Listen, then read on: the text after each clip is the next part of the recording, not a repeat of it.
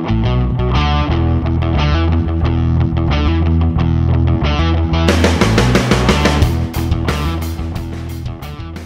I'm Danielle from Behind the Media. If you would introduce yourselves and what you play in your band. Sure. All right. I'm Brian. I'm the lead singer and rhythm guitar player. I'm Packy, lead guitar. I'm Hari, I play bass.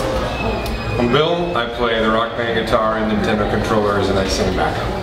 And we are fighting dragons. I fight dragons. Fighting? Fighting. We don't have the aim. Fight dragons. I fight. We'll work on that. This band's been together for 3 years. I'm working on the name. He's only ever said the name out loud once. Oh, that's true. Yeah. Anyway, It really stands for dragons? Just dragons. Okay. Yeah. Okay. So that's who we are, we think. Well, speaking of that, where did you come up with the name I Fight Dragons? It was initially, I got it from an old man in Tibet who gave it to me written on a Sanskrit tablet. Climbed. How tall was that mountain? It was a tall mountain. The translation was one of the most difficult parts. I mean, climbing the mountain was difficult, but the finding the translation of Rosetta Sanskrit, Stone for it, basically.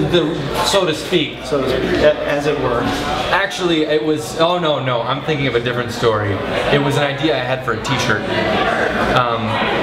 that actually resonated more deeply, and we ended up using it as our band name and our first t-shirt. So the band was formed to sell t-shirts. Is what it comes down to. More or less. It was an idea I had that I wanted to wear a t-shirt, and I wanted to design a t-shirt, and the more I thought about it, I realized that I wanted to build a band around the concept more than just a t-shirt. You guys have a pretty distinct sound, you know, with the whole like Nintendo and all of that. Sure. Where did that come from, since you clearly don't see that every day? Right, it's not an everyday occurrence. Bill and I, when we were making demos, just hanging out for the first time after Bill was just out of college, and we'd gone to high school together, but we decided to try and, he was into music, and I was into music, like you do. And we made a demo, and I just had the idea that what if the intro to the song sounded like it was coming out of a Nintendo? And so Bill said, "You're crazy!" With the point like that. He said, "You're crazy!" I think it was both. You should reenact it. "You're crazy?" You're crazy! That's how it was. I think it was something like that. And then we did it, and then we were very pleased with the results, and so I was showing it to people, and I kind of Googled it to see. I was sure that somebody else had done it before. Sure enough, they had.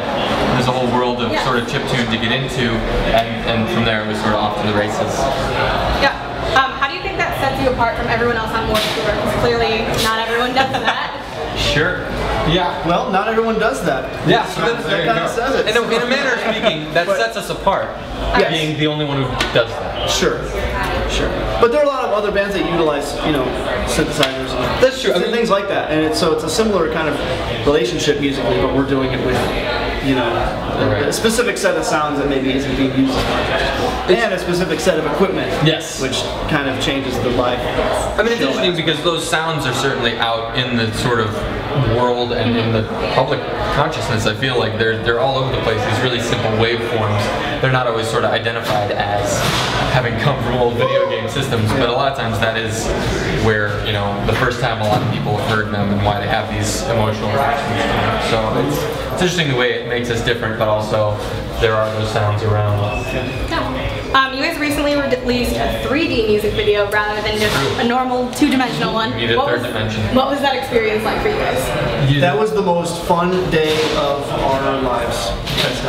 It's also true. We flew out to LA. It was like if you could write the dream thing of like, all right guys, here's what's gonna happen. You're gonna shoot a music video. What's gonna happen? Here's a treatment from a top-notch music video director who is just whose work is amazing. The treatment completely gets your band. It's like 5 layers of exactly what you guys would want in a music video. There's a perfect location for this video out in LA that the director has already found, where there's a standing spaceship set. We're gonna fly you out to LA to do it in the course of one day. We're gonna convert it to 3D, and oh yeah, Nintendo is gonna be the one, making it all happen. Yes. And then they're gonna debut it exclusively on the 3DS platform. Every element of it was just ridiculous. And then the day itself was just 100 people around the set. It was like they put the 5 of us in this set with all these people around, all this crew, all these lights, everything. Nothing we had to worry about. Tons of food, all that stuff. It's like just play, like just be children. Have a good time. Just be children in the most fun basement you could ever imagine. Yeah, the 5 of us were sitting in the spaceship bridge set, just like turning knobs and pointing at screens, and yelling, you know, pretending we're getting shot. The basement of some very rich parents. Very rich parents. Large basement, some sort of compound to have a basement. Yeah, it was. Because that's a large spaceship. So this is your first time on Warped Tour. How is this different than any other tour you've played before? Oh, it's so different. They may very well kill us. Yes. So that's one way. Well, I mean, the outdoor is, you know, we've never done an outdoor tour before. The scheduling of it, which is brilliant because, you know, it makes all the fans get there early and catch so many bands that they might not have caught otherwise. It's brilliant, and it's much harder from a, you know, executability standpoint. Because we have to be on site all day. Yeah, you know, so it's wonderful and it's difficult, and especially because we drive ourselves. We're traveling in a, you know, basically a high-end van. So you know, there's a lot of long driving to do, which is tough, but you get used to it. Your body adjusts to, you know, 3 hours. Yeah, you know, what do you need? You get to play a rock show every day. What do you want? I know. How can you complain? For like a band who's never played Warped Tour before, what tips do you have? Okay. Water bottles. Water bottles. So what happens when you have a mentor that looks exactly Mostly water bottles. A lot of water bottles. Yeah, I mean, also wet towels. Wet towels. I mean, the biggest thing I would say is definitely, and they tell you this anyway, but like, you know, there's so many bands here that you are going to be as successful as hard as you work.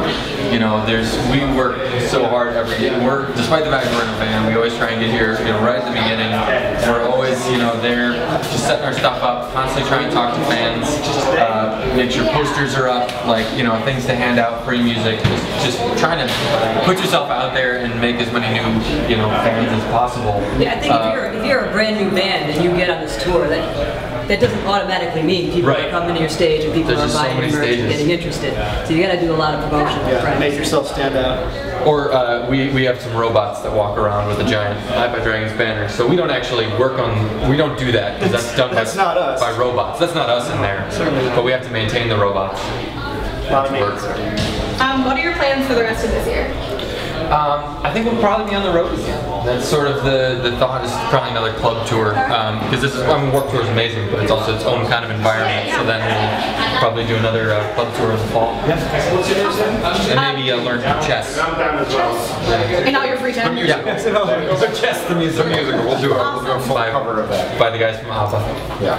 Alright, and our website is called behindthemusicmedia.com. So when you hear the words behind the music from an artist perspective, what do you think of? VH1 and drugs. Yeah, I think of, dark stories. But also,